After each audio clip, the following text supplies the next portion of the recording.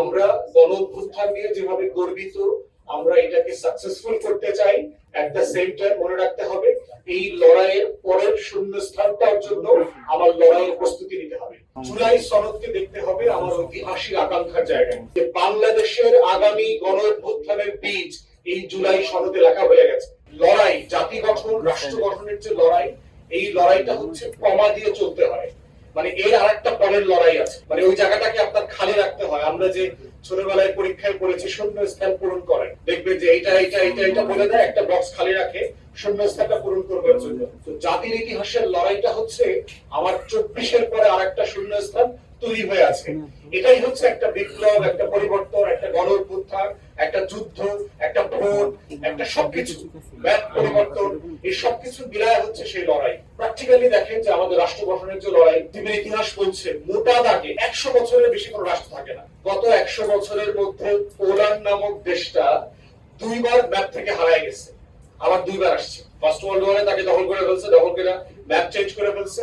Second world ওয়ারে যুদ্ধ শুরু হলো, ড্যানজিগ করিডর দখল করার মধ্য দিয়ে হিটলার পোল্যান্ডকে খাইয়ে ফেলছে প্রথম। আবার পোল্যান্ড তো রাষ্ট্র হিসেবে ফিরে এসেছে। আবার দেখেন 100 বছর আগে কি বাংলাদেশ নামক কোনো রাষ্ট্র ছিল?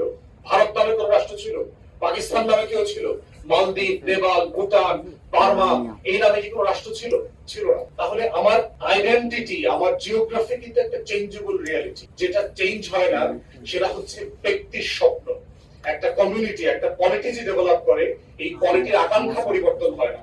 তারা ফ্রেম চেঞ্জ করে, কিন্তু তাদের স্বপ্নগুলো তারা ভিন্ন ভিন্ন ভাষায়, ভিন্ন ভিন্ন জিওগ্রাফিতে বাস্তবায়ন করতে চায়। থার্ড কথা হচ্ছে জুলাই সনদকে দেখতে হবে আমার ঐতিহাসিক আকাঙ্ক্ষার জায়গায়। দেখেন 2005 সালে যখন বঙ্গভঙ্গ হলো, আপনি যদি হিস্ট্রি পড়েন, এই ভূখণ্ডের মানুষ যে কি পরিমাণ ইন্সপায়ার্ড হয়েছিল, যে পূর্ব বাংলা, আসামের কিছু অংশ নিয়ে একটা নতুন অ্যাডমিনিস্ট্রেটিভ প্রশাসনিক শাখা হয়েছে, যেটার মাধ্যমে ব্রিটিশ কলোনিয়াল রুলাররা যারা আছে তারা কিঞ্চিত হলেও এখানে ডেভেলপমেন্ট করবে, কিছু কাজ করবে।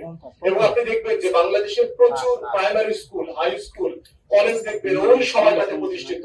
স্কুলগুলো, কলেজগুলো নামও দেখবেন interesting, jubilee school, jubilee college, এরকম দেখবেন খুব বিখ্যাত বিখ্যাত বিভিন্ন জেলা থেকে স্কুল কলেজ আছে।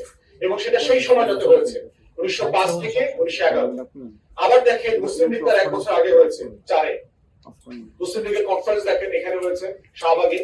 তো সেইখানে মুসলিম লীগের প্রতিষ্ঠা নিয়ে লিখিত ভারত মুসলিম লীগ, মানে যেই মুসলমানরা মোগল এম্পায়ার আকারে 1757, তারপরে হচ্ছে 1836 দিল্লি হারাইলো, এরপরে বাহাদুর শাহ জাফরকে রেঙ্গুনে পাঠাইলো, সেই যে ক্ষমতা হারানো 500 বছরের গ্লোরি, সেখান থেকে সে দেখতে পাচ্ছে যে আবার একটা ইউনিটির জায়গা তৈরি হচ্ছে, কিন্তু সে আবার ফেল করলো।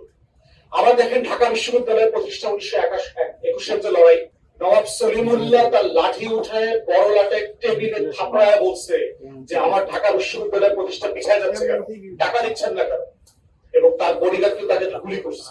এই কথাটা কেউ বলে না। নবাব সলিমুল্লাহ কিন্তু সেই গুলিতে গুলিবিদ্ধ হয়ে শহীদ হয়েছেন। 2 দিন পর তার লাশ ঢাকাতে এনে তাকে ভেরি হাই সিকিউরিটি মানে রিয়েলিটিতে তাকে দাফন করা হয়েছে। তো ঢাকা বিশ্ববিদ্যালয়ের প্রতিষ্ঠা কিন্তু এরকম একটা ইউফোরিয়া তৈরি করেছে আমার জনগোষ্ঠীর মাঝে। আবার সেই ঢাকা বিশ্ববিদ্যালয়ে পড়া প্রথম জেনারেশন তারা বোঝার চেষ্টা করেছে আমার একটা রাষ্ট্র লাগবে, আমার এই কমিউনিটির অধিকারকে তৈরি করবার জন্য। লাহোর রেজলিউশন, পাকিস্তান আন্দোলন, এবং দেখেন পাকিস্তান রাষ্ট্রটা বানাইছে কারা? আজকের পাকিস্তানিরা কিন্তু পাকিস্তান রাষ্ট্র বানায়নি, বাঙালিরা বানাইছে পাকিস্তান রাষ্ট্র।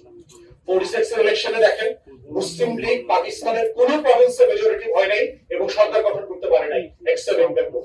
তারা সরকার গঠন করেছে এখানে। কেন?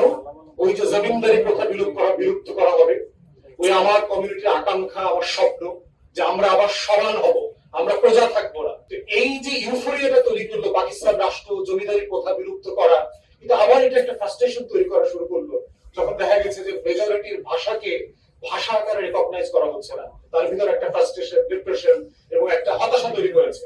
আবার রাষ্ট্র প্রকল্পে হাত দিতে হয়েছে, আবার একাত্তর তৈরি হয়েছে। তো এই কমাগুলোর কথা কেন বলছি? যে আজাদির লড়াইতে কোনো দাড়ি নাই। এই জন্য আমরা গণঅভ্যুত্থান নিয়ে যেভাবে গর্বিত, আমরা এটাকে সাকসেসফুল করতে চাই। এট দ্য সেম টাইম মনে রাখতে হবে এই লড়াইয়ের পরের শূন্যস্থানটার জন্য আমার লড়াইয়ের প্রস্তুতি নিতে হবে। সবকিছু এইবার আমি অর্জন করতে পারবো না। কোনটা প্র্যাকটিক্যালি এখনই অ্যাচিভেবল সেটা নিয়ে আমাকে লড়াই করতে হবে।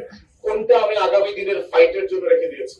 এবং ইতিমধ্যে আমি বলছি যে বাংলাদেশের আগামী গণ অভ্যুত্থানের বীজ এই জুলাই সনদে লেখা হয়ে গেছে।